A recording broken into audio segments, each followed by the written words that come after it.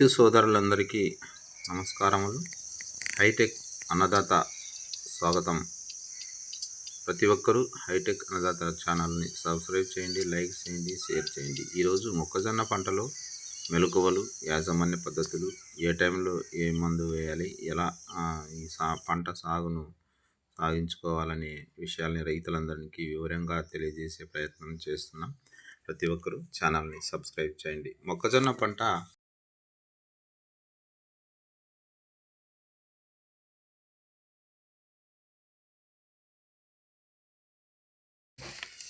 మొక్కజొన్న పంటను రబీ కాలంలో నవంబర్ 15లోగా ఎత్తితే ఆశించిన దిగుబడులు పొందవచ్చు. కోస్తా జిల్లాలో వరి తర్వాత మొక్కజొన్న పంటను వేసుకునేవారు జనవరి 15 వరకు విత్తుకోవచ్చు. ఎకరాకి 8 కిలోల విత్తనం సరిపోతుంది. మొక్కజొన్న తొలి దశలో ఆశించే పురుగులను నివారించడానికి నియాట్రినిఫోల్ ప్లస్ థయామిథాక్సిమ్ మందును 4 మిల్లీలీటర్లు కిలో విత్తనానికి పట్టించి విత్తన శుద్ధి చేసుకోవాలి. నేల స్వభావాన్ని బట్టి ఎకరానికి 26,666 నుండి 33,333 మొక్కల సాంద్రత ఉండేటట్లు చూసుకోవాలి. నిర్దేశిత మొక్కల సాంద్రత ఉన్నప్పుడే కండె బరువు ఆశించిన మేరకు ఉంటుంది. దుక్కి చేసిన నేలలో 60 సెంటీమీటర్లు ఉండునట్లు తూర్పు పడమరలకు బోదెలు చేసుకోవాలి. ఎట్లంటే అట్లా పెట్టుకోకూడదు. విత్తనాన్ని బోదెకు ఒకవైపు నుండి 1/3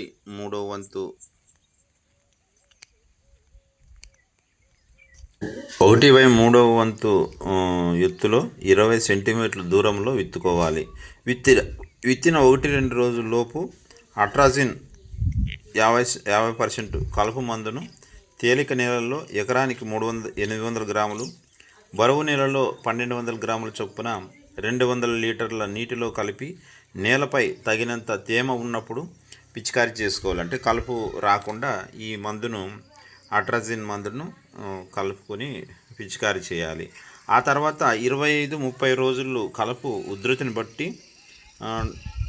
టెంబ్రోట్రాయస్ 34.4% ఎస్సి ద్రావణాన్ని 115 మిల్లీలీటర్లు 200 లీటర్ల నీటితో కలిపి పంట విత్తిన 25-30 రోజుల మధ్య కలుపు 4 ఆకులు దశలో, అంటే చిన్న మొక్కప్పుడు దశలో పిచికారీ చేసినట్లయితే వివిధ రకాల కలుపు మొక్కలను నియంత్రించుకోవచ్చు.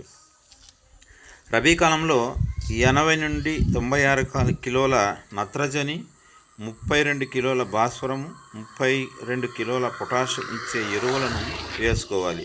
విత్తేటప్పుడు 1/3 వంతు నత్రజని ఎరువును, మొత్తం భాస్వరం ఎరువును వేయాలి. పొటాష్ ఎరువును బరువు నేలల్లో అయితే మొదటి సగం విత్తే సమయంలో వేయాలి.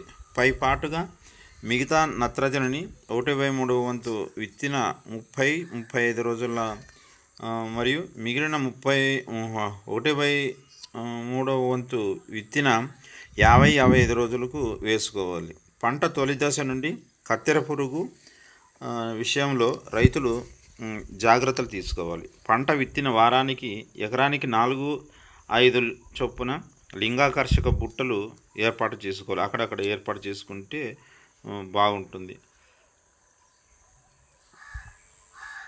పురుగు ఉనికిని ఎప్పటికప్పుడు గమనిస్తూ సకాలంలో తగు నివారణ చర్యలు చేపట్టాలి.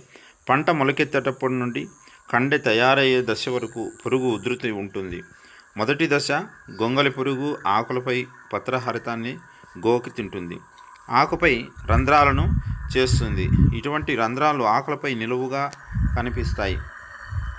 గొంగలి పురుగు పెరిగే కొద్దీ మొదటి దశ గొంగలి పురుగు ఆకులపై పత్రహరితాన్ని గోక తింటుంది. ఆకులపై రంధ్రాలను చేస్తుంది. ఇటువంటి రంధ్రాలు ఆకులపై నిలువుగా కనిపిస్తాయి. గొంగలి పురుగు పెరిగే కొద్దీ ఆకుల చివరి నుండి తింటూ ఆకు సుడులు మరియు కాండాన్ని తొలిచి రంధ్రాలను చేసి పంటను నాశనం చేస్తుందన్నమాట.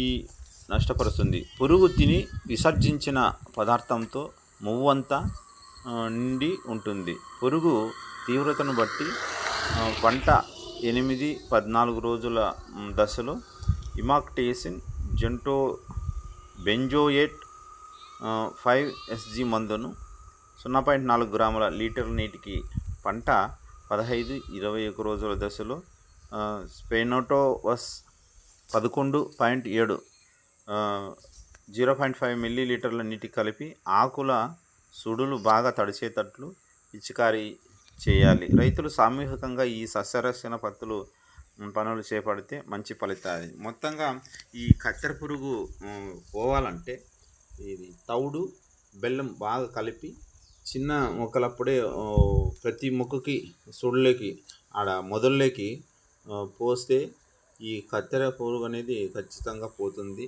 మొక్క పెరుగుదల కూడా బాగా వస్తుంది అన్నమాట. ఈ విధంగా రైతులు పక్క పొలంలో ఉండే వాళ్ళు కూడా ఒకేసారి చేస్తే బాగుంటుంది. లేదంటే ఇక్కడ మందు పోసినప్పుడు అక్కడి నుంచి ఉండే పురుగులు ఇక్కడికి వచ్చేస్తాయి. కాబట్టి ప్రతి ఒక్క రైతులు కూడా ఈ మొక్కజొన్న పంట సాగు చేసేటప్పుడు ప్రతి ఒక్కరూ ఒకేసారి ఈ సస్యరక్షణ పనులు చేయాలి. కత్తెర పురుగునికి ఈ బెల్లము తవుడు కలిపి బాగా ఆ సుడిలో ఒక్కొక్క మొక్కకి మొదల్లో పోస్తే చాలా మంచి ఫలితాలు ఇస్తుంది. చెట్టు బాగా మొక్కజొన్న పంటలో మెలకులు పాటిస్తే మంచి లాభాలు చేసుకోవచ్చని తెలియజేస్తున్నాం.